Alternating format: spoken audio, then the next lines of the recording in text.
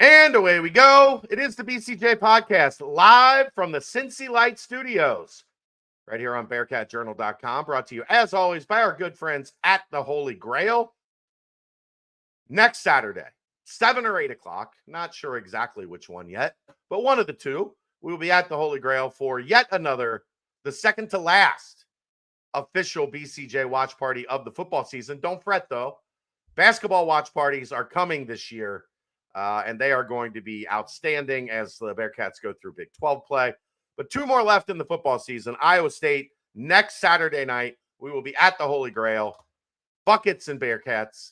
Drink specials on buckets and drink specials on, guess what? Our fellow sponsor, Cincy Light. Every Cincy Light you buy at the Holy Grail will add an additional 50 cents into the Cincy Reigns NIL collective. So go support our friends at the Holy Grail while you're there. Get you a Cincy Light. Support our friends at Cincy Light. Make it a 2-for-1, and things will be great. What's going on, BJ? One other thing. Aaron, if you can, actually, I think I can get it real quick.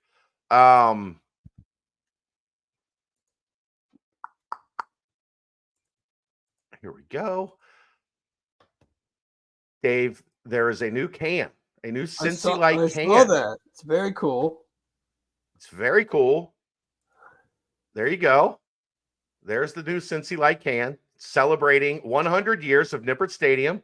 There's Jimmy Nippert. You can now not only get these Saturday at Nippert Stadium for the West Virginia game, you can also get them at the Rheingeist Tap Room. They are selling 4-packs of these 16-ounce Cincy Light cans. So, well, you got a chance. They are a limited supply. They are not doing a lot of these, but they are making them available to the public. So make sure you get down to Rheingeist if you have a chance and get you a 4-pack of the collector's edition Nippert Stadium 100th anniversary cans. All right, Dave. I think I might have to break from what I've been doing this year and actually have one or two of those at the football game one Saturday. They're pretty sweet. They're pretty sweet looking. I'm not going to lie. I kind of got in trouble today. I don't think I was supposed to send that picture out yesterday. I think it was supposed to be a surprise, but I saw one and I was like, oh, look, hey. And you know how my brain works. Content. Took a picture and put it on the internet. But it's all good. We ruined the good surprise on you. But no, I'm a little under the weather, but other than that, I'm doing quite well. So I'm excited to talk about some football, and the 6-pack this week is a 4-pack because not every week of games is a banger. I'll just say that it was a struggle to get to 4. If you got something, that's apropos. Yeah, 4-pack with the 4-pack that's being sold at Rheingeist. So you actually did that on purpose. You're right. I did. You should have pivoted there. This week we're doing a 4-pack in honor of the Cincy Light 4-packs in the Jimmy Nippert can. The 3 hours of sleep I got last night, I cannot say that I thought about that. I'm just happy that I even thought about putting a slate of games together. But if you got stuff you need to do after the Bearcat game, this is the weekend to do it. Which means obviously there will be immense chaos. And that seems to be the way things go sometimes. But last week we got the 5 or 7 top 25 teams lost. So maybe that was last week. Yeah. All right. Well, let's get right to it. As we don't have, huh? I was turning my backlight off because the kitchen light glares. So, but anyway, we don't have a game to talk about from last week, unfortunately, because the Bearcats were on a bye. But we do have a game to talk about this week, so we'll go ahead. We got some basketball to talk about a little bit later in the show, so we'll get to that. Plenty of other things to do, but we're skipping a segment essentially because we don't have a game to talk about from last week. So this week, the Bearcats take on West Virginia. This segment, as we do every week, brought to you by our good friends at Homefield Apparel. They have everything you could possibly want in when you're looking for Bearcats gear.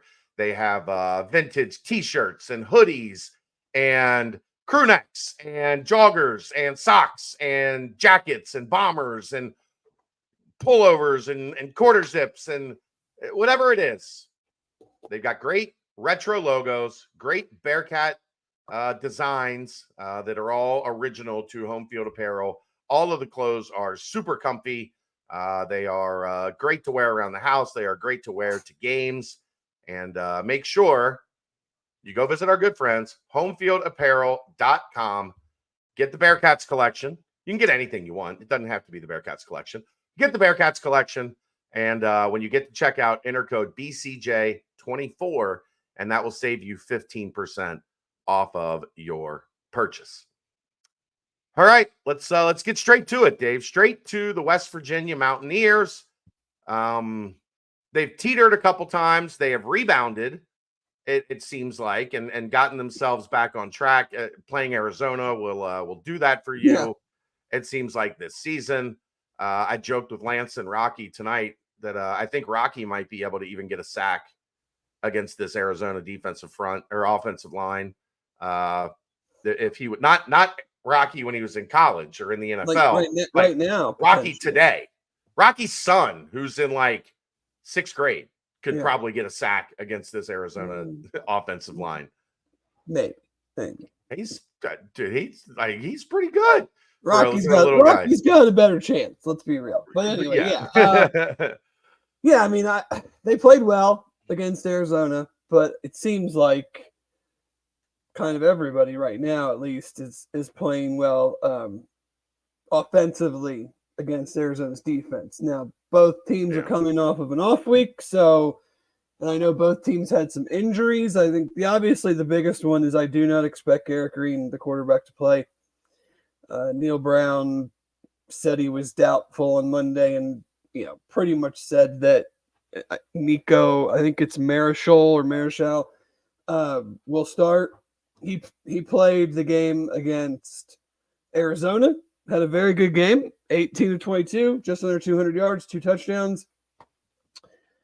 But again, that was also on the road, so give him credit there. I think the Bearcats defense is, I'm not going to say a lot better. I'm just going to say is better than Arizona. So we'll see how that the second time, and then with a week of kind of knowing you're going to definitely be the guy in the off week, and then this week, where he is there. But it is an advantage. I mean, you and I have talked about it. This game last year is probably the most disappointing game of the season last year, just because it was from the jump, it was as non-competitive, their offense against our defense, as I think anything we saw last year. So not having a guy that is a true dual threat, Garrett Green's their second leading rusher. Nico will run, I think, more out of necessity than out of design. But I mean, there has to be at least some level of drop off there. They've had an inconsistent passing game. They've had a strong running game again. Jaheim White is their leading rusher. 500 yards, 5.8 a carry, 5 touchdowns. Then it's Green, and then it's CJ Donaldson, who on the year has almost 500 and over 6 yards a carry. But his last 2 games, he's only carried the ball 20 times for 75 yards. Jaheim White had 12 for 92 against Arizona. So it'll probably still be a bit of a mix. And you might even see them get a heightened workload because there's not going to probably be that QB run element. I mean, Garrett Green was probably good for at least 10 carries or 10 QB runs a game. So, and I don't think with him out, and now I think he's a redshirt freshman. He played last year some too, so maybe a redshirt sophomore. I don't think they're going to take the chances maybe necessarily to run him, knowing that I don't have any idea who they have behind him. So you will probably see each of the backs maybe get a few more carries. On the receiving side, I'm sorry, go ahead. Keegan sent me an interesting stat on Nico, old Nico. Yeah. He is 24 of 29 over the middle of the field from behind the line of scrimmage to 20 yards downfield. 1 of 4 on the outside left, 3 of 7 on the outside right. So they are throwing it short, screen game, over the like short stuff over the middle.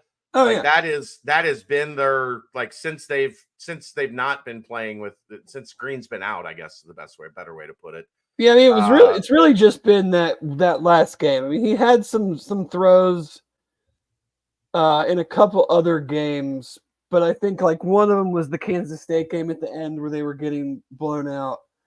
The majority of his snaps, the vast majority of his snaps were in this last game. He's been sacked 4 times, which is really weird in not getting very many snaps. And I think only one of them was against Arizona. But Hudson Clement, leading receiver, just under 300 yards on 28, or just under 400 yards, I'm sorry, on 28 catches. Traylon Ray, again, just under 400. And they do have a really nice big tight end in Cole Taylor. 25 for 302 and 2 touchdowns. It'll be an interesting matchup there. Big dude kind of reminds me kind of like how we use Josh Wiley, kind of like a Gavin Grover. I think he's a bigger, lengthy guy, but they kind of move him around and try to find some mismatches for him. So that'll be see how the Bearcats match up there. And then they also have Jaden Bray, who I think UC did recruit for at least a little bit out of the portal from Oklahoma State, at least maybe offered or something. He's been banged up, but if he's able to play, it's 3-4, pretty solid wide receivers. But they're bread and butter. I mean, and again, we'll see how does the game plan change with the backup quarterback. You saw against Arizona, and they probably didn't need to. They were up fairly early in that game, won pretty comfortably. He only needed 22 throws, and he completed 18 of them. So you're right. If UC goes, scores or it becomes more of a back and forth game, how does he handle getting into the high 20s or into the potentially 30 throws, and can you stretch that out some? The most interesting stat I found, I tweeted it out today from the Bearcat Journal account, was that for negative drives, so if avoiding 3 and out and turnovers, UC is 10th in the country and 1st in the Big 12, and West Virginia is 12th in the country and 2nd in the Big 12. So, can you take advantage of a newish quarterback at home and kind of, get that number a little, get a couple extra 3 and outs, hopefully force some turnovers. Maybe the 3 safety look will be something that he's not familiar with. And if they are trying to work the middle of the field in that line of scrimmage to 20-yard range, you could see maybe an interception similar to what Josh Minkins got against Houston, where they ran that inbreaker at about 15 yards and he jumped it because he probably just didn't realize or see that there's another guy kind of in the middle of the field lurking. Right. So, I'm still, the way they ran the ball against us last year, and a lot of that was predicated on Garrett Green. And I know we've taken some strides there. I'm still going to, they have 2 really solid, really, very capable running backs. So how do we respond in that world? Jeff and I kind of talked on Sunday morning about what positions are we watching to help make this move to go to, more, maybe 6-6, but maybe even more than that, get a 7th win in there. And I said linebacker, because the next 3 teams we're going to play are going to run the football. So, sure. Jake Golday, I don't need to name them off down the list, but like those guys are going to need to be active. Those guys are going to need to be. I know we talked one time, or you guys maybe talked about it on the BBP. Is like going through the leading tacklers for one of the games, and it was Jake Golday, Jonathan Thompson, Jared Jared Bartlett Antoine were like, Peak. right. Those guys need to make plays. Those guys need to be, putting them in second and long, third and medium to long. Like we can't get into a situation where it's 4 or 5 yards on first down, 2-3 yards on second down, and it's third and short all the time, or 5 yards on first down, and then we don't even get to third down. So that's kind of where I'm looking from an offensive standpoint. Defensively, they fired their defensive coordinator during the off week and elevated Jeff Kuntz, who Bearcat fans know was here for a little bit of time. I doubt that the defense is going to change much. It's just probably going to be a little bit different in how he calls it, which right. Who knows what that means. That's Satterfield talked about that yesterday. Like you're not, you're in the middle of like the last third of the season. You're coming down the home stretch. Week 11, they're not putting in like a new scheme. Right. So, but yeah, finding tendencies and things like that is a little bit more difficult because you haven't faced this guy. But guess what? They haven't been good on defense or they wouldn't have fired their coordinator. No, that's true. They are good against the run. They have been dreadful against the pass. And they've had some secondary injuries as well. So we'll see again. Some of those guys might be available. Some of those guys might still be out. This could be a game where, you try to establish the run, and if it's maybe just not there, you just not abandon it, but it's like they're bad against the pass. We feel confident in Brendan Sorsby and the wide receivers, like just throw it and run it when the situation calls for it. It's like, don't try to do something just for the sake of doing it. If they're going to give you the opportunities, then let's do it. And, there could be some situations where, the new play caller, things aren't running as smoothly as you would like. There's a lot of variables when you make a move like that in the middle of the year. But again, he's been there several years. Like he knows the guys. They're not changing the way they do it. They're just maybe being more aggressive or less aggressive, or trying to break tendencies, or trying to show more looks or whatever it might be. But they have not been good against the pass. They've only have 3 interceptions. I think they have 14 sacks. TJ Jackson's a really strong, really solid defensive lineman, leads them with 4.5 sacks. Josiah Trotter's linebacker, it's a solid player too, leading tackler. They're good in the front 7. Like I think it will be not a challenge, but like UC will have their work cut out for them, especially, we don't know you guys talked, I think Coach Satterfield talked about it. Luke Kander, Gavin Gerhardt, things are trending in the right direction, but we don't know if that, they get out there, maybe they get dinged up again or something, or they're just not as capable as we hope. And yeah, I think the good news there is, Dave, they were both in white, like full participants in practice yesterday. So right. I like that a lot better than like, hey, this guy's limited all the way to Thursday. Oh, for sure. I just think they're gonna it's not. I don't want to say it'll be a challenge to run the ball. They're not like an amazing rush defense, but you're gonna have the work cut out for them. And so, let's see. Do we just kind of just throw it around a little bit and go that way with it? So, I talked about it on Sunday morning. I don't know if you agree, disagree, but I just look at this game as, especially now that Garrett Green's out, just massively important. Yeah, I called it the most important. I called it the most important UC football game since Scott Satterfield's been here. You have to win this game.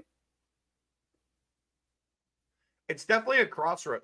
That's how I've been labeling it. It's like a crossroads game, because if you win this game, you're bowl eligible. You're 4-2 in the Big 12.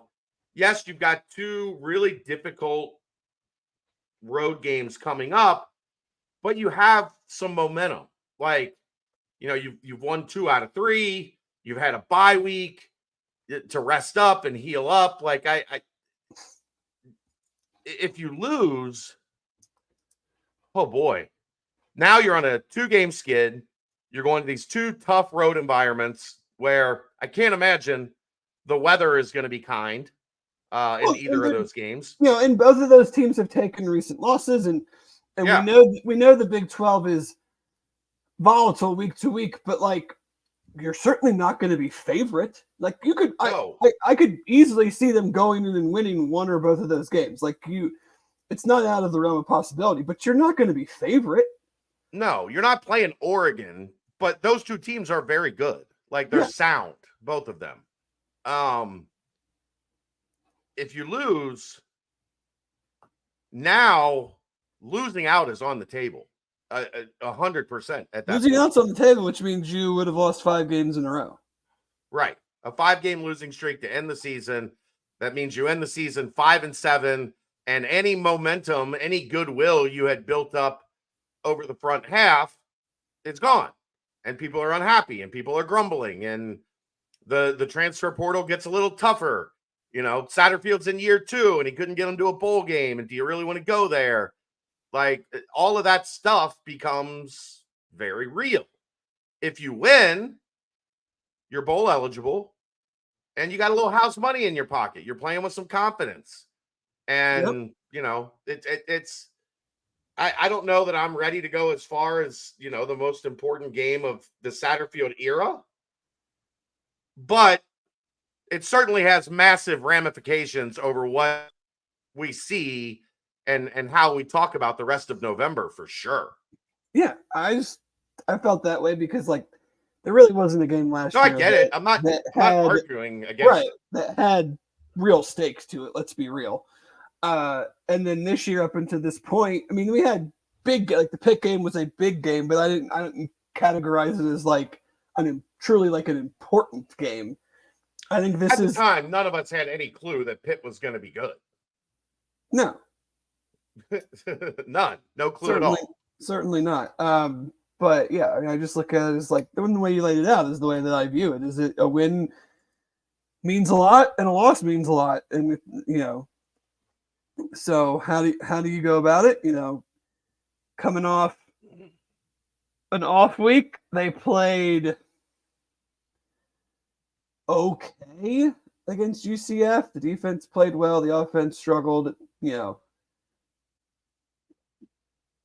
Is Sorsby had even mentioned it, a little banged up. Does that help him now get maybe a little bit back on track? We've talked probably too much about the second half woes. The big plays haven't been there as much as in the first, 4 or 5 games of the year. Can you get back on track a little bit with that against this type of defense that has past concerns? Can you hit some more of the big plays? Can you find some room to run after the catch, stuff like that? It's a big one. I don't know. We'll see how the second bye week thing goes. It's just weird. Yeah. And, it seems like, again, from a health standpoint, it seems like it came at another good time. But we saw that from a in-game standpoint in Orlando, there was clear offensive rust from, where they were against Houston and Texas Tech, then the off week, and then the UCF game. So now, what I will say, and that this goes to Darren's question, after the UCF game, Sorsby, it's Brendan, by the way, not Brandon. Don't be Tommy Tuberville. Good old Brandon K, who Tuberville said wrong the entire time that Mr. K was under his tutelage. They admitted they were a little rusty coming off the bye week. Any concerns that happens again? It has to be a concern. The one thing I will say, though, Dave, is it felt like everybody got hurt in that Texas Tech game. So for sure, the bye week was literally everybody take a week off. Like, get out of here, go lay down, go rest, get in the training room. And that's where rust comes from, is nobody was practicing. Henderson was hurt. Every running back was hurt. That is a little bit different situation where at least they've, outside of 2 offensive linemen that they have back healthy now, which isn't they really were a triage unit after Texas Tech.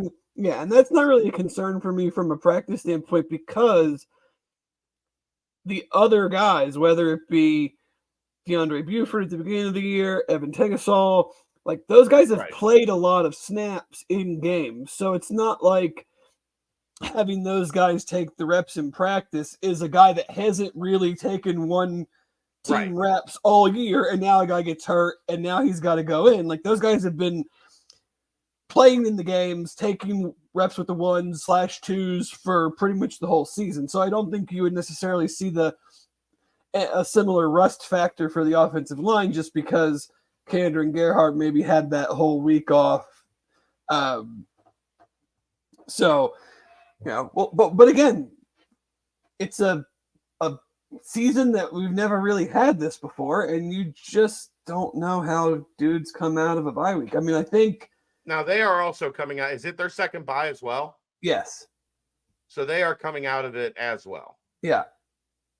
So it's something both teams kind of have to. And this is, I think Neil Brown mentioned this. This is their 3rd game in a row, which, I mean, it kind of, whatever. You also had a bye, so it doesn't. The 3rd game in a row that the team they're playing is coming off of an off week. Guess what? When everybody has 2 byes, exactly.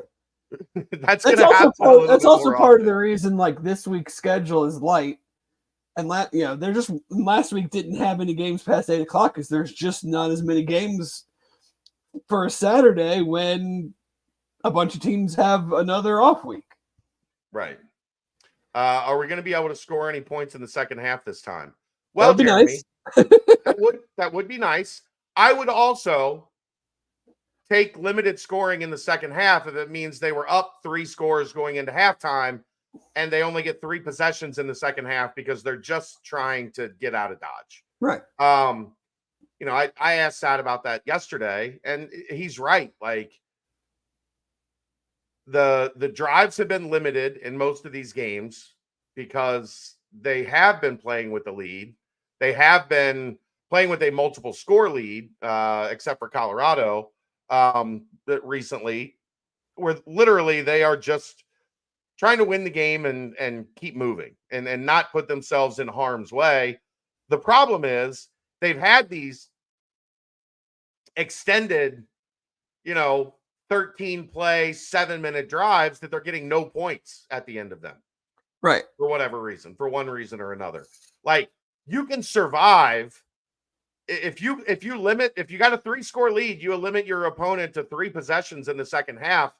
The math says all you have to do is score once, and they can't catch you.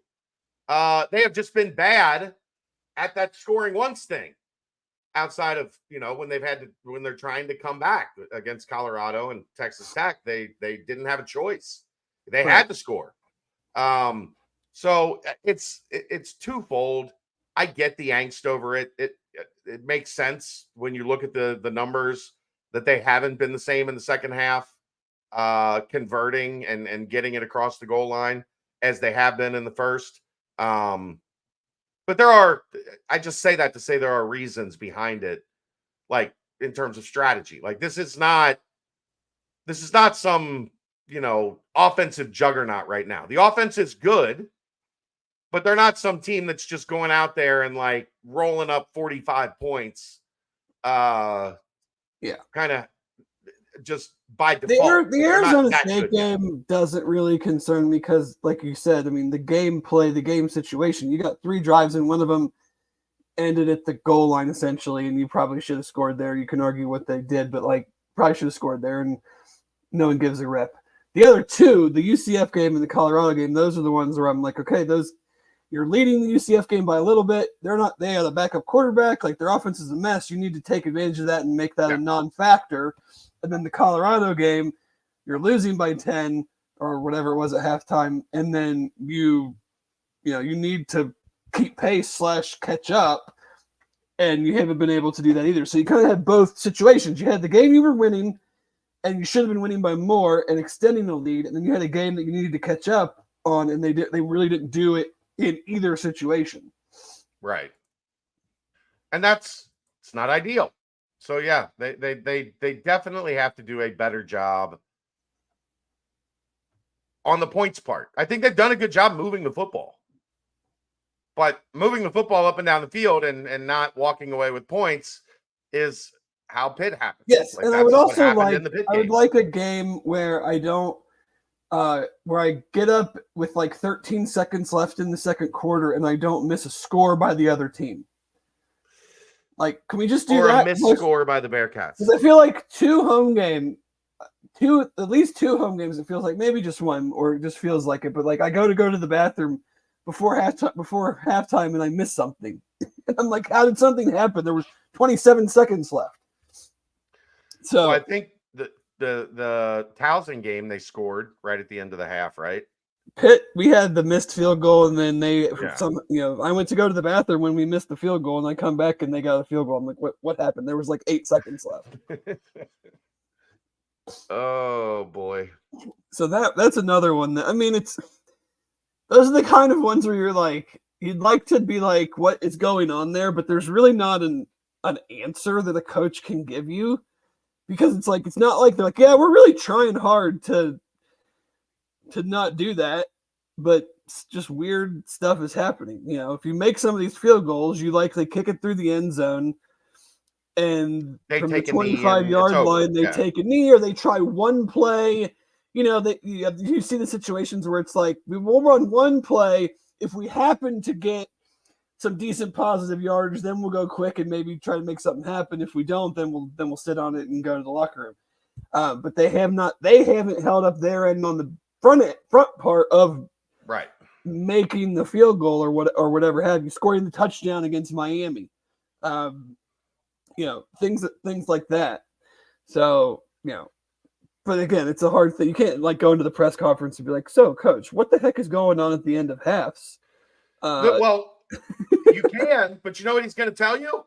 I'm trying to figure out the same damn thing. Yeah. Like that's been the frustrating part for me in those situations, Dave. It's like the offense has done the work and gotten the ball into field goal range and handled the end of the half. Not perfectly, because obviously you'd rather they get a touchdown, but like, okay, we've got the ball, we got time, let's get into field goal range, kick a field goal, go into half with some momentum. And they just haven't been able to make it happen. Yeah. Which is, the funny thing is Hawks has been really good outside of those kicks. Outside of the end of the half stuff, he's been pretty good. The end of the half stuff, not so much. Anything on West Virginia special teams that's of note? I think their field goal kicker is good. I was looking, he's like 20. Well, of course, I think he's made all his extra points, I should say. I glanced over that. I don't. Kicker, like, I kind of, outside of maybe the handful that are like legit good, I just think all college kickers are inconsistent, and just looking at the numbers probably doesn't tell you, like, unless they're bad, and then like Arizona State, I know, has obviously had some kicking struggles this year. We saw that, but we'll see. I think the Bearcats have some advantages, be it health, be it what they do well versus, especially offense, defense, what West Virginia hasn't done well to date. And, I think their offense is good. They are an efficient offense. But again, like, so much of that is predicated on Garrett Green's dual threat ability. Of like, it's a passing play, it's not there. He has legit speed, he has legit running ability, and I don't see that same dynamic with this quarterback. I think you have to respect the run, because they're not going to just take that element out of the playbook, but it probably won't be as pronounced. So, and if you do well against it, maybe the first couple of times, it's one of those things where they go, okay, they're keying on it. They know what we're doing there. Maybe we're going to do that a little bit less. But, the importance of it, home game, another nooner, whatever, sold out crowd. Nip at noon, baby. Should be a decent group of West Virginia fans here, but I think the Bearcats. I think they're the better team right now. I mean, when I was looking at the metrics that we like to use to compare, I thought they would be closer than, I thought these teams would be like right within a couple of places of each other. UC has a pretty substantial advantage if you want to look at it that way. Like FPI, they're 13 spots ahead. Sagarin, they are 16, and FEI, they're 22. Like most of these places from a metric standpoint still have UC as a top 33 to top 40 team. And West Virginia is a top 50 to 55-ish 60 team. So there is a little bigger of a gap there than I was expecting when I looked at it. I figured they'd be pretty damn close to each other. I'm not going to lie though, Dave. I still have visions of them just kicking Cincinnati's ass a year ago. Yeah. And not game, physically. Yeah. They kick Cincinnati's ass. It is that one's a hard one to erase from my brain. They have a good physical domination. Good offensive line. Zach Frazier's gone, but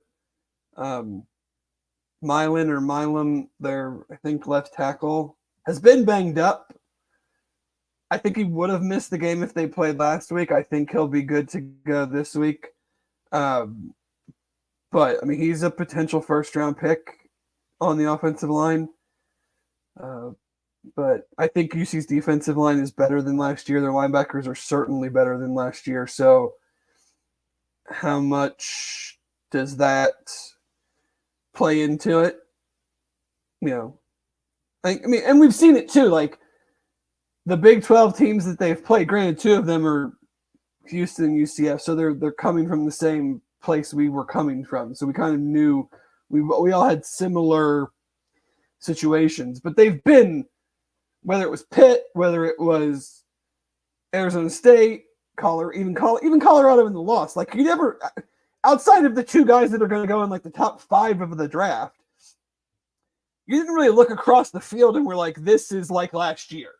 Like you weren't like, these dudes should not be on the same field together. Like we're at a severe disadvantage here.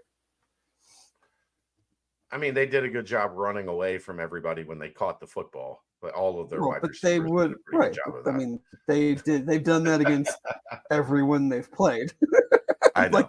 It wasn't an anomaly where they're like, yes, we finally get to play UC. Like last year was. Like we were everybody's Arizona now. Yeah. We were like, oh, the get right game, the get right team's here, guys. I just, man, that was about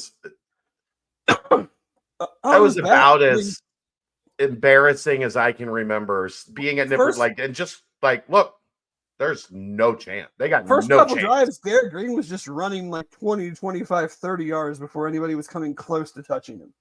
Yeah. And he was cruising out of bounds in like neutral.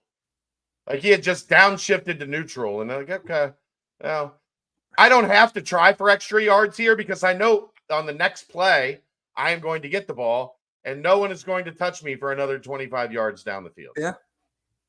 So hopefully there's some, God, it was bad. You get positive momentum and positive motivation in a lot of weird places in college sports, and we know what coaches do. I mean, I imagine there's some talk to some of those guys from last year, like, guys, remember this one? Like, should we, maybe we want to, the revenge factor, I think, can be kind of like overblown at times, but it's like, we kind of looked like dog baby. Your damn manhood. Right. Like that was your damn manhood. That was a dog baby game. Like let's bounce back from that and get that out of our fans' minds and our minds as quickly as possible. Who are you going with? I'm going to go Bearcats 34-24.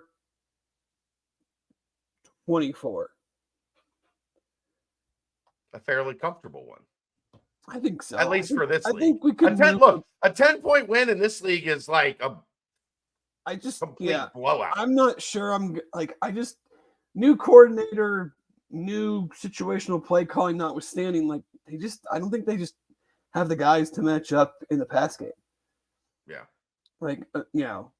They're a good front. They think they have 14, 15 sacks. So not an amazing number this way through the season, but it's not a terrible one either. So the offensive line protects like they, typically have been. I think we'll have time to throw. And I think the guys will just have a much better time getting open than they did against Colorado. His team hasn't really stopped anybody in the pass game. If they don't have a better time getting open against West Virginia than they did Colorado, we got a lot to talk about next Wednesday night, Dave. Yeah, for sure. Next Saturday night, next Sunday morning, next Monday night, next Tuesday night, next Wednesday night. I just want to see them look competent as opposed to what we saw last year. I want to erase that memory from my brain forever. Kind of like I've done. Remember the Navy game where they ran for 650 yards? I do remember. I don't want to think about that anymore. I'd rather not think about that game last. What is it? 28-7 at halftime last year.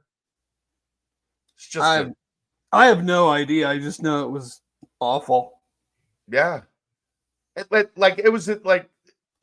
haven't been a lot of hopeless moments watching this football program over the last 2 decades. What the South Florida game where they canceled it and just waved the white flag. Let's get out of here. The UCF game with the rain. Yeah, whatever. Yeah, whichever Nichols' first year. Yeah. Mm-hmm.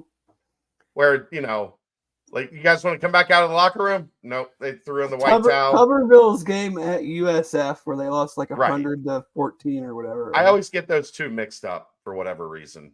I don't know why, but I get those two games mixed up. I just want to erase that. And you know what? You know why we think a lot less about that Navy game than we ever whatever? It's because the next time they played Navy rushed for 110 yards. And Marcus Freeman just came up with a scheme that dominated them. Which, by the way, if you see a Marcus Freeman coach team playing the triple option, bet on Notre Dame. Because whatever he figured out about how to stop the triple option has translated ever since that 650-yard or whatever it was Navy performance. Yeah, 28-7 into the half, 42-7 into the start of the fourth quarter. Just bloodbath. Just no resistance whatsoever. What's up with the tailgate? Do we know? Italian. I talked Italian. Nothing like some gabagool at 10:30 in the morning. Let's be real. You can only really do one breakfast tailgate a year. Right. So yeah, I think we're going to have all sorts of stuff. I saw some sausage and puff pastry thing being made, some spaghetti or pasta is going to be there. You were saying can only, you can only do this, and I thought you were going to say cannoli, and I was real excited. Excited. I would be too. I don't know if there's going to be any, but I hope so because I'm a huge fan. Just saying. Kelsey loves cannolis. If she's around, Carrie, I'm a huge fan. They do down at Findlay Market. They have the cannoli kits where they sell you the piping and they sell you the pastry, and then you just make it yourself. I don't know. If anybody listening that's part of the tailgate wants to bring a container of cannolis, feel free. You're welcome. Feel free. So we were with Kelly's family This was like the week that she passed. You know, all the family was in town for the funeral and everything. And we went to Buca di Beppo and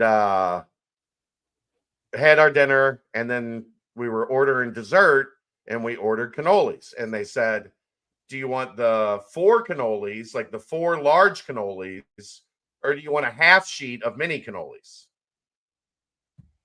And we were like, I mean, a half sheet of mini cannolis, like it's about the same price. Like, what is it? Like 10, 12 mini cannolis? 30?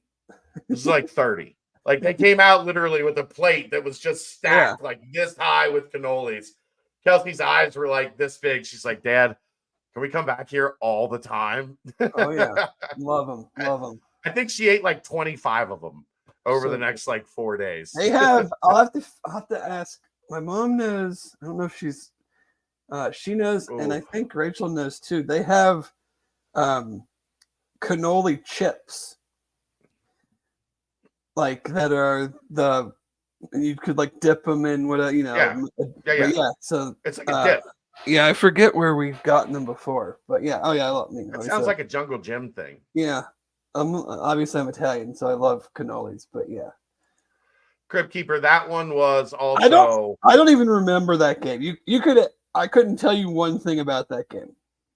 I turned it off almost immediately. Almost immediately. That was one of those. I'm not doing this. For those listening, we're talking about the Hawaii Bowl game against San Diego State. Was that like on Christmas Eve or something? It was something. I think there might have been a basketball game that was right in that time frame as well. So all I remember is, and I think it's the only time I've ever done this, like in the 18 years I've been doing this. I think it's the only time I was like, nope, not doing it. Not putting myself through this. Not wasting my time on this one. The only other time I can really remember doing that was the Fenway Bowl. And that was because I did have to get to Fifth Third Arena for a basketball game. So like middle of the first quarter at the Holy Grail, I was like, all right, I'm go up the road. Like the game doesn't start for 3 hours. Like that's okay. And then I think as I was walking in, they had like the little ice skating thing out on the plaza of Fifth Third Arena. And there was a TV or like the big screen. And they threw a pick six. Evan Prater or somebody might have threw a pick six as I was walking in. And I was like, I didn't miss a thing. Nope.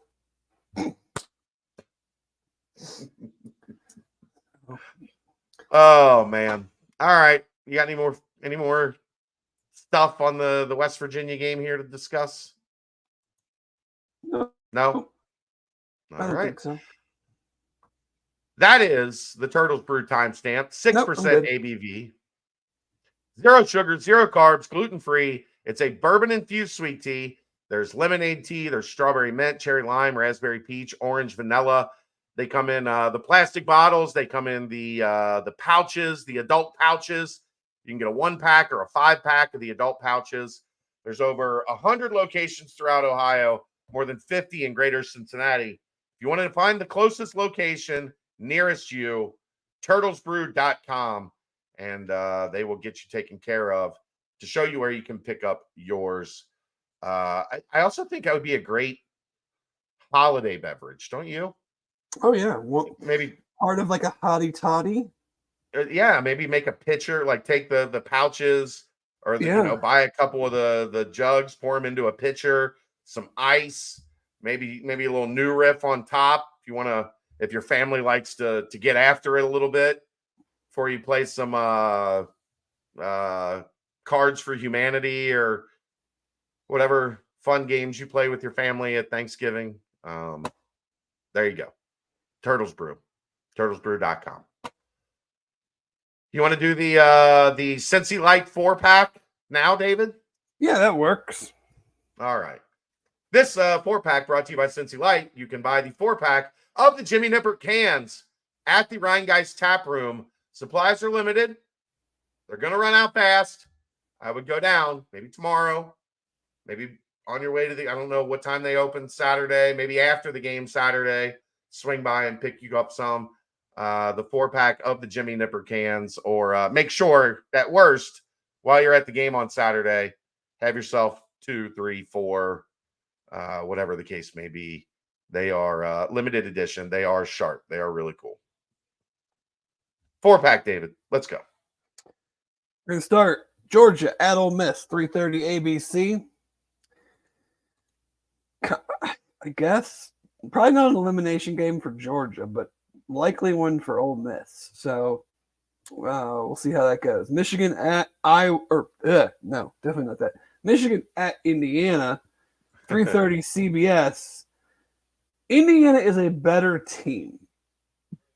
I'm not sure anybody can challenge that, but Michigan is the first team that they will play that I think, at least defensively against their offense, has the dudes, even if Will Johnson is still out, like has the dudes to stand up to them and maybe slow them down. Now the Michigan offense is a whole nother story.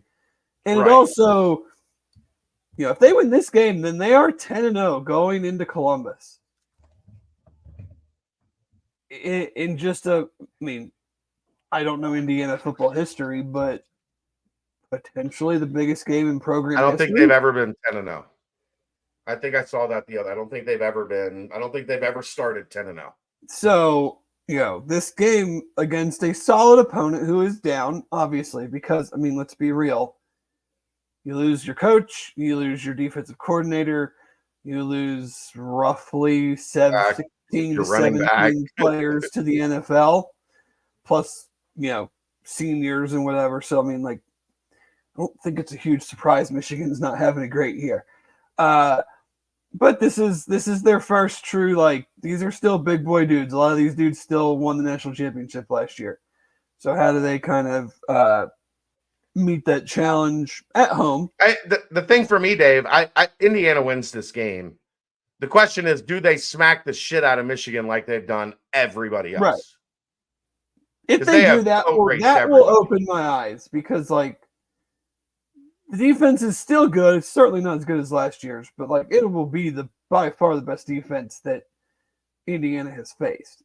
We thought Nebraska had a good defense, and they walked them up and down the field. So they scored 55, they hung like a 50. I think they won 56-7. I think it was something like that. Yeah, they hung a 50 burger. Then we're gonna go Bama at LSU, 7:30 ABC. It's just a great rivalry. It's a great LSU at night. I can't stress this enough. If you just love college football, get to an LSU night game. There is not an experience like it anywhere in the country. And that is someone who loves Nip and Night and who went to Tennessee. I don't think anywhere else rivals it, and especially this game. Again, probably another elimination-y type game. I feel dumb saying that because, and I didn't watch the playoff reveal, and I don't really care because UC's not involved. But, saying that any of these solid to good teams in the SEC are truly eliminated seems silly. Because the Big 12 or the ACC is probably only getting one team. So, somebody you have a 12-team playoff now. You have to find 7 at-large teams. So, this year seems like it will be a challenge to find them, but they'll find them. So it could be one or both of these teams. And then BYU at Utah, 10:15 ESPN. This game loses a little bit of the luster because Utah's not having a good year, but it is a great rivalry game. Say it like it is. They stink. Oh, no, they do. But it is a great rivalry game. It is at home. They hate BYU. BYU hates them. BYU's undefeated. I think it's the general consensus by most folks that watch college football that they were criminally placed in the initial rankings for the playoff. And it's one of only a handful of games that I would actually consider sitting down and watching this weekend. So we'll see if BYU can continue their undefeated season against a huge rival that is now a conference game, which this has never been. So does that mean anything? I doubt it because they've played a ton and they don't like each other. So why just now all of a sudden being in the same conference I mean, I don't think that really changes anything. Do you know what BYU has after this? Oh, yeah, because I can look at it right here because I have my trusty helmet calendar up on my wall. They have Kansas, Arizona State, and Houston. They get by this one. The chances they are undefeated in the Big 12 title game is pretty good. It is, and they're probably going to need to be because Boise State is nipping. Yeah. And if they lose, Boise State will get if Boise State wins out in the Big 12 I don't loses. see unless they if Boise State wins out and their only loss is a very close loss to Oregon, I think they would probably get that spot over whoever wins the Big 12. That would not be a good look for the Big 12 in year one of the playoff. Not set a good precedent. Nope. No, it wouldn't. Is that all four? Are we done? That is all four. We are done. Man. Not a great Saturday of college football. No, my Vols play Mississippi State. There's just really not a ton, to say the least. It is and I don't understand this, Dave. It is a decent day for college basketball on Saturday. Is it? That's nice. Yeah, you've got a couple marquee games. Friday should be a great one. Friday you've got Kansas and North Carolina. Oh, all right. In Allen Fieldhouse. So that should be fascinating. And then Saturday, you've got Tennessee, Louisville at the Yum Center. So we'll get to see, what Pat Kelsey's first iteration of Louisville looks like. And then you have Baylor, Arkansas. That one's at the American Airlines Center in Dallas, a little neutral site game.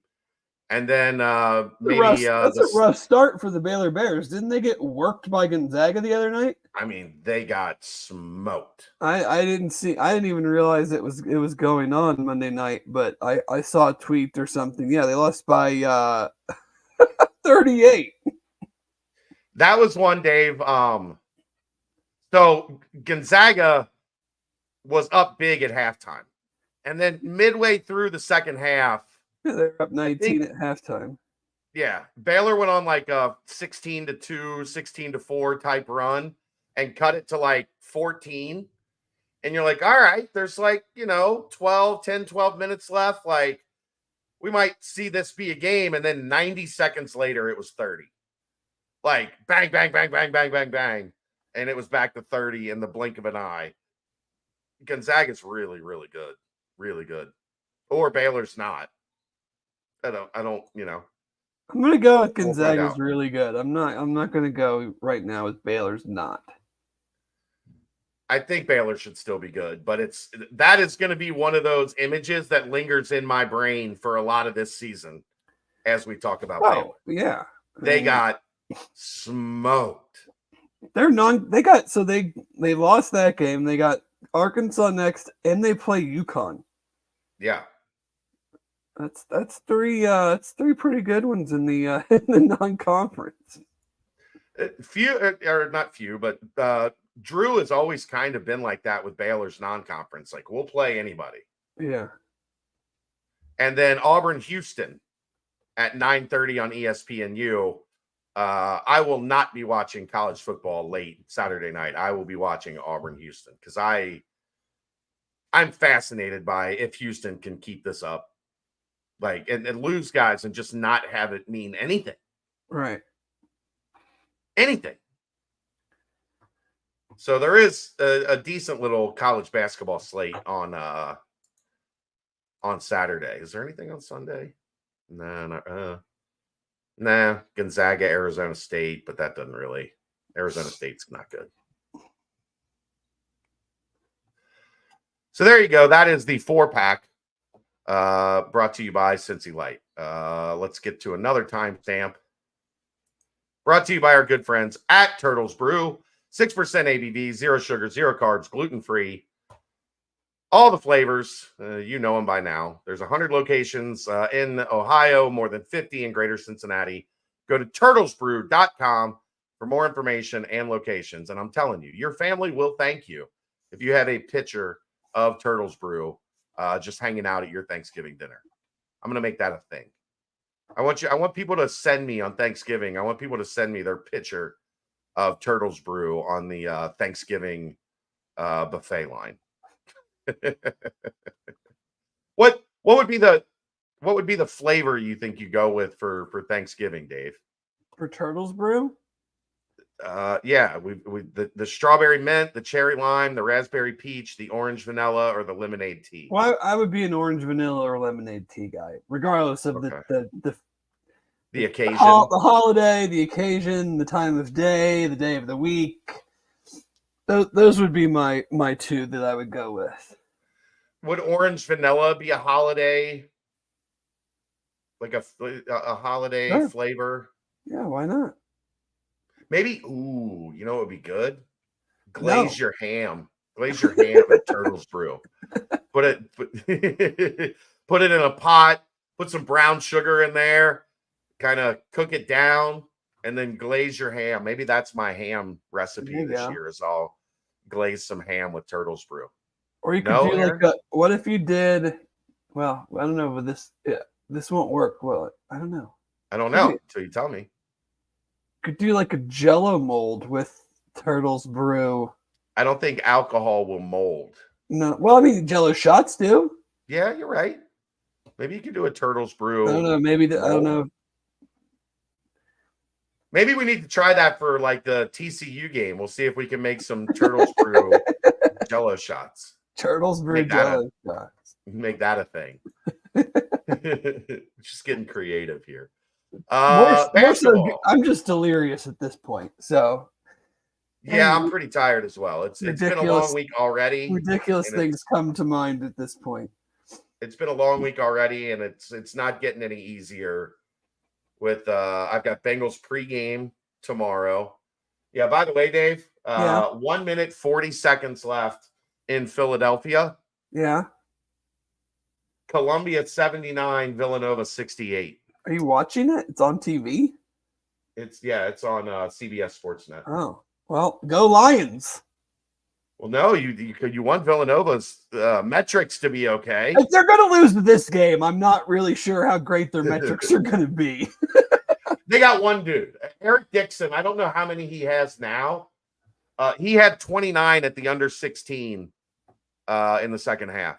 So like one segment into the second half, he had 29, and I think they had like 45 at that point. Yeah, like if you're losing to Columbia, I'm not by 12. With a minute 40 left. He's got 33. Yeah, they slowed him down. Like I said, he had 29 at the under 16. The Poplar guy transferred there from Miami. He's pretty good, right? Supposed to be. The guard?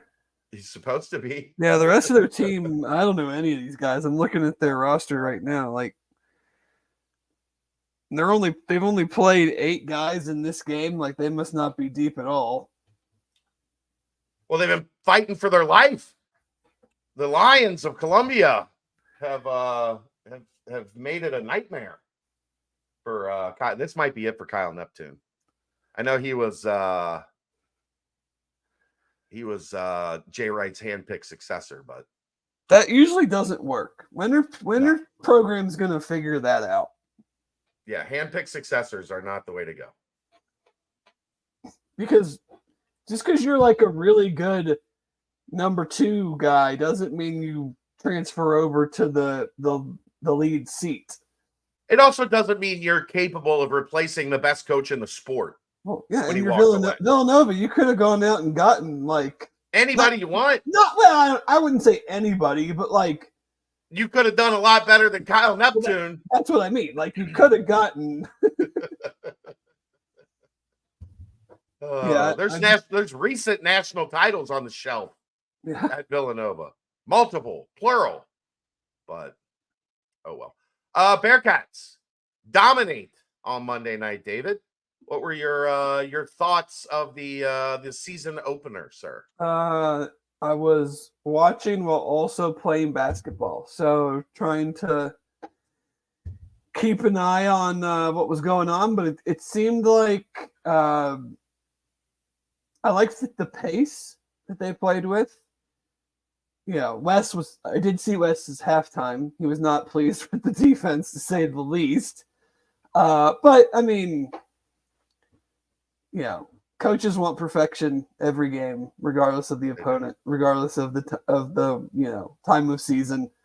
And again, like how much of that is related to playing a bunch of guys,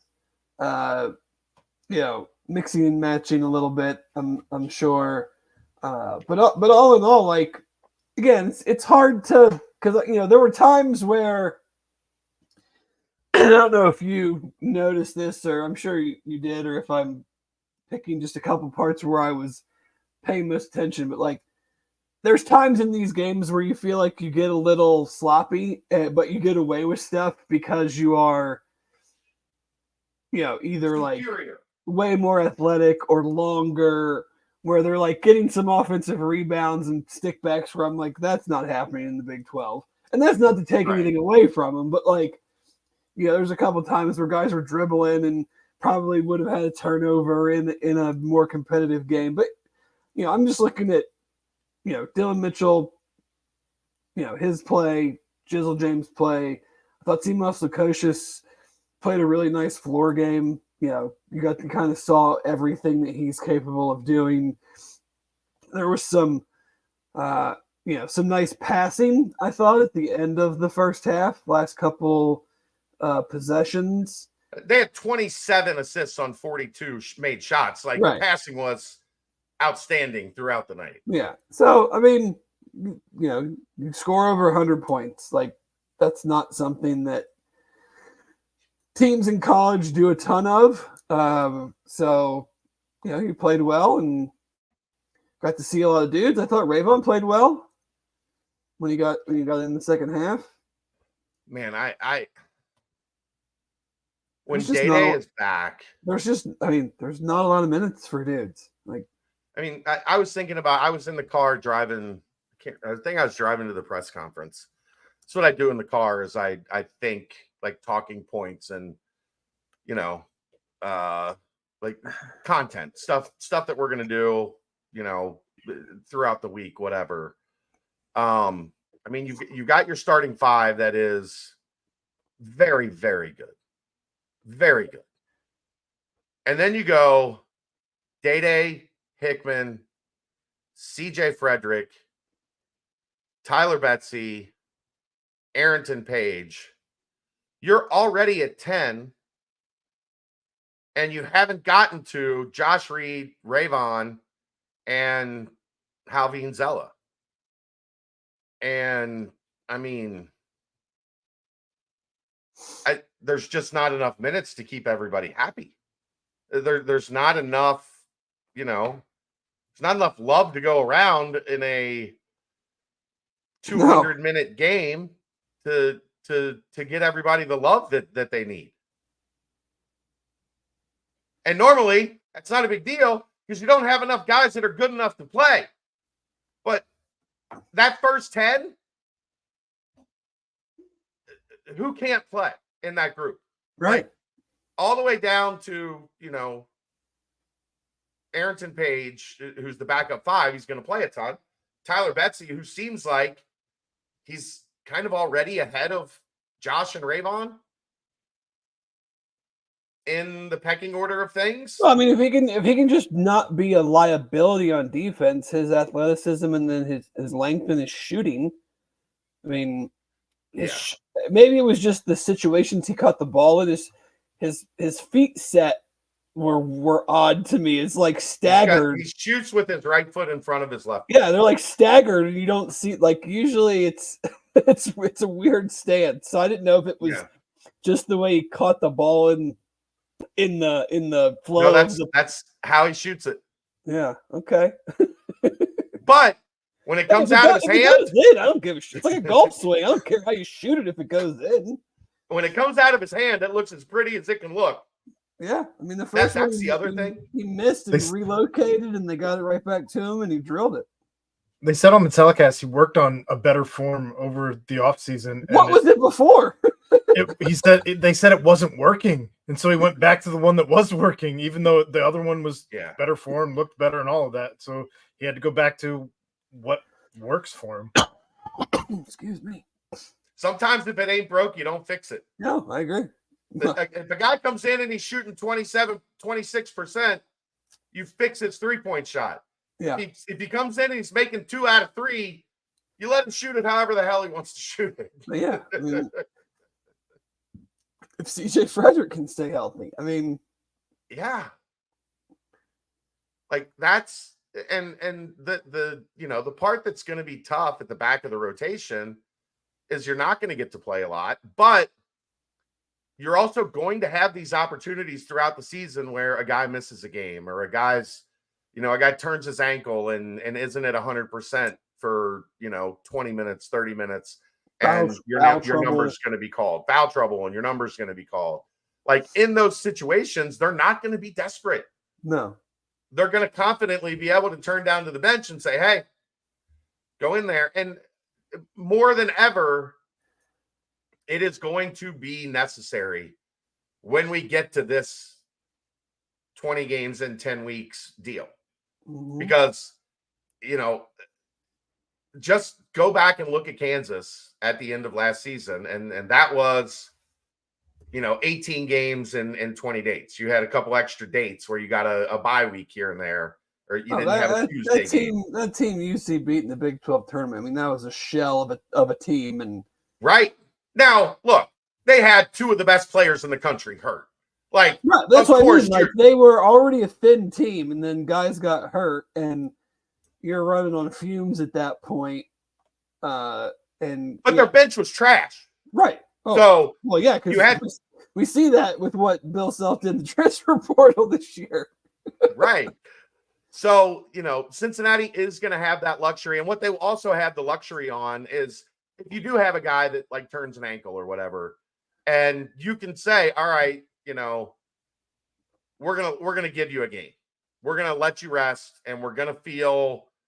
Obviously, it'll hurt, depending on who it is or what the situation is. Obviously, we're not going to be as good, but we're not going to fall off a cliff because we decided that a guy, needed a Tuesday off. Yeah, where he heard it on Saturday, he sits out Tuesday, he comes back the next Saturday. But you're not sacrificing that Tuesday game. The question is, how deep can they really play? Like, I don't think you want it to be more than 10. I mean, that's the thing. 10 or 11 early in the season. Hey, they want to play. Oh, we want to be deep. I mean, but the other part, and all the guys seem to be on board. It's keeping guys engaged. It's keeping guys ready because you might go 4, 5, 6 games without playing, and then you're needed to play 20 minutes, or something. So how do you keep guys' minds ready to be called on and into what they need to be into when they know like there's a decent chance if I get in this game, it's only going to be a couple minutes. But now, oh shit! Now I actually have to play a bunch for whatever reason. I mean, those are high society problems. Right. I'd much rather have that than some of the other situations UC's had over the last 10 years or so. But I mean, Kelvin Gaines, come on down. Yeah. So, but it's still a dynamic that. These are kids. They want to play, and how do it's human nature to be like, I'm not playing. Like I don't need to put in the same amount of effort that I would put in if I was playing. If I knew I was going to play, not even if I knew I was a starter, but like if I pretty much knew I was going to play every game, then that's a different story. But there's going to be times where some of these guys towards the back end probably aren't going to get in. It's going to be fascinating. I think there's either I think it was Bart Torvik that released his rankings today, or his metrics or whatever. The top 3 defensive teams in the country: Houston, Iowa State, Cincinnati. I think this has a chance to be a very good defensive team. I think this has a chance to be maybe the best rebounding team in the country. In the country? Yeah. I gotta see CMUS be a guy on the boards before I go country. I don't think he has to.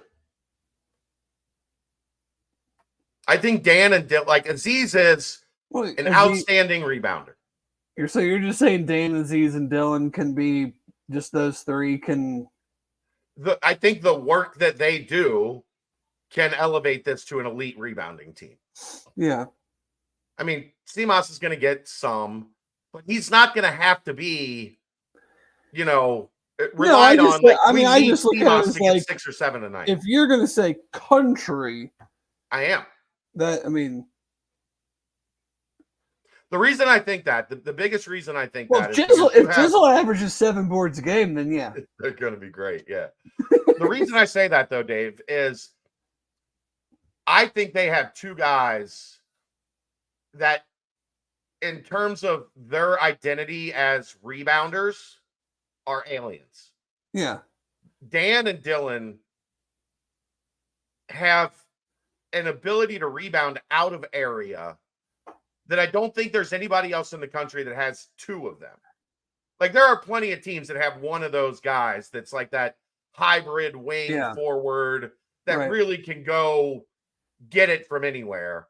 Those 2 guys on the floor together, especially when they're on the floor together with Aziz, good luck getting your hand on a ball. Yeah, I mean, it's obviously small sample size and it's opponent based, but I mean, they got 40% of their offensive rebounds in the game Monday night. They dominated Ohio State on the glass. They missed 30. They missed 30 shots and got 12 offensive rebounds. Yeah.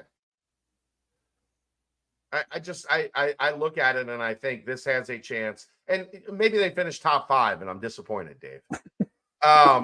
Maybe that's just a category that Houston, like, you just pencil them in at number 1 before the season starts, and they never leave that spot. You're never able to wrestle it away from them. But I think like they will be one of the top 5 teams in the country on the glass. I think if everything holds, like, health, and I just think their ability from the wing with Dan and Dylan to dominate, especially the defensive glass. And, the beauty of both of those guys is they can get it and go. Like, you send those 2 and Aziz to the glass, a team's going to have a really difficult time offensive rebounding on you. And if they send numbers, those 2 are going to get it off the rim and be at half court before you know it. So that's where I'm more bullish on this team than anything. But here's the beauty, Dave. We have seen a lot of teams around here over the years that are expected to be top 10 in the country in defense and one of the better rebounding teams in the country. Problem was they just didn't have any offense, or not enough offense. Mm-hmm. And this team should have that. Like, this team should have a mix of offense that is not common, wearing the red and black at Fifth Third Arena. Yeah. I mean, you've got 4 guys, and Tyler Betsy probably won't, just because it's really tough for a freshman to shoot a high percentage. It just doesn't happen that often. But Tyler Betsy, Connor Hickman, CJ Frederick, and CMOS Lukosius should all be around 40% from 3. Right. Like, they're all that good. When's the last time you remember a UC team with potentially 4 guys that should be in that 40% category from 3? Well, there's never been the case. So 0 times I remember. I'm the only one I can think of. Jaron shot at a really high clip. Jake shot it at a really high clip. They weren't in senior year. They Justin weren't in Jennifer the 40s. They were I think Jake was up near 40. Jaron was at like 38 or so. Yeah, I mean maybe, but like not like that. Not like these guys could potentially be. No, I mean I agree with you there. Let me see. Evans 41%. Cumberland was 35. Jennifer 37. Yeah, I mean that's still to have 3 guys 35 plus is very strong, especially the way we've built houses with bricks over the years. And Kyle was 35% as well. That was all pure luck, though. He took I know a good number of them. Oh yeah. I mean, I had the line like very few games into the season that year. Kyle didn't transfer here to pass. Yeah. 15 of 42. That's not a ton, but you make him at a 35% clip. You make him at a 35% clip. One and a half a game. Yeah. Making half a game, half a 3-pointer a game. But yeah, they had what, 1, 2, 3, 4. And 4 guys that shot over 100 that year. Troy was 32% on 151. Oh man. Kevin Johnson took 162 at 30.9%. Gunners. What was the next year? Gunners. The next year, Jake was at 37. Gary was at 43 that next year. Jaron at 33. Kyle at 35. Kane at 39. Justin at 35. That team shot 35% as a team. Yeah. Which for here is pretty damn good. I mean, for here, that's like top 5 in the modern era of college basketball. That might be number 1. What? Although some of like that Field Williams team probably shot a high percentage just because Field shot most of them. And he was like near 50% probably. Right. That was it.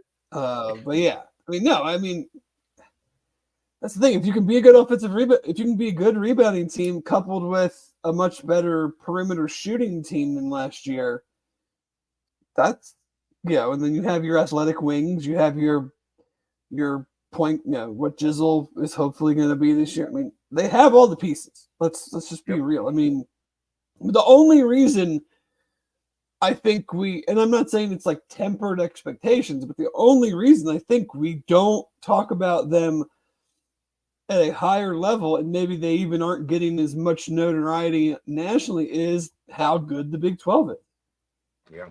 That you can have all the pieces and you can have a really good team, but you still might lose 10 league games. What do you I know what I think in my head. What do you think the winning record? What the team with the best? We talked about this last week. I mean, we said what? 14-6, maybe. Yeah. 13-7, probably. Like 15-5, you were a monster. I mean, if you went 15-5 in this league, you had a wonderful. Wonderful. I mean, and maybe somebody surprises the hell out of us and does even better. But I mean, I think 15-5 is like yeah. That's the gold standard. If you're 15-5, you probably won all your non-conference games. Maybe you lost one, so you're looking at like 25-6, 26-5. Like you're a 1 seed in the best conference in the country. Yeah. I don't want to. I've watched the first 3 days. I don't want to hear this SEC bullshit. No, like, and everybody knows that listen to this. I went to UT. Like, I think they're overranked, overlooked at right now. I mean, I would say UC is a better team than they are, and they're ranked like damn near the top 10. I think what's happened is that we're on like year 4 of like the Big 12 being clearly like the best top to bottom. So you have to find an alternative vantage point to try to keep everybody from just saying the same thing. Unless you're Kevin Willard and you think the Big Ten is the best conference. I mean, worry about winning some games at Maryland, buddy, first. Is weed legal in Maryland? What's that? Is weed legal in Maryland? I don't know. Some other narcotics have some Maryland basketball ties, but not touching that one.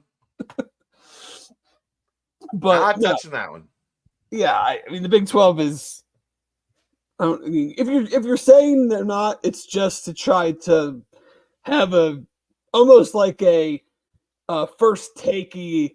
Like, I just got to pick another one because we can't all say the same thing. So even though I don't agree with this, I'm just going to take this side of the argument for the argument's sake. Yeah, the Big 12 is loaded. You want to see what my daughter's doing while I podcast? Not in particularly, but you have a dog in a Santa outfit, and it's November 6th. You people are sick. You people putting up your Christmas stuff like the day after Halloween need to seek professional help. You want to know when I put my Christmas tree up, Dave? I mean, if you're like my parents, you leave it up all year round. Yeah, like November 2022 was the last time I put up my Christmas tree. Hasn't come down since. we do our big family Christmas in my parents' basement. The tree's been up for, I mean, shit, it might be going on a decade. Yep, my tree has been up in my living room for almost 2 years now. Right on 2 years. Yeah. If I didn't have 5-year-old toys everywhere, we might do the same thing. I think we left ours up one time till like around like February or something because we were just like, I don't feel like putting it away. Well, it was Kelly went in the hospital the 27th, right? Yeah. So 2 days after Christmas, we were not taking the tree down at that point in time. Then she was in the hospital for 99 days. Yeah. So there's no. Yeah, when you're coming home, you're not like, here, you know what I want to do now? I want to put all this take crap the tree away. down. Right. No, so that didn't happen. Then she died. And then I didn't give a fuck about anything for 6 months or so. And then next thing you know, it was Christmas 2023. Yeah, just keep it up. And then I was like, well, it's already been up a year. Yeah. So now the tree is just part of the living room. Yeah. It's fine by me, man. All right. Anything? You're going Friday. You and the Wilster. Yeah. You won't get to watch any of it. No, probably not. We'll be eating a lot, I'm sure. You're in the club. You got the club seats in the club. I got the high society tickets this week. Nice. But yeah, we'll see how long he's totally into hoops right now.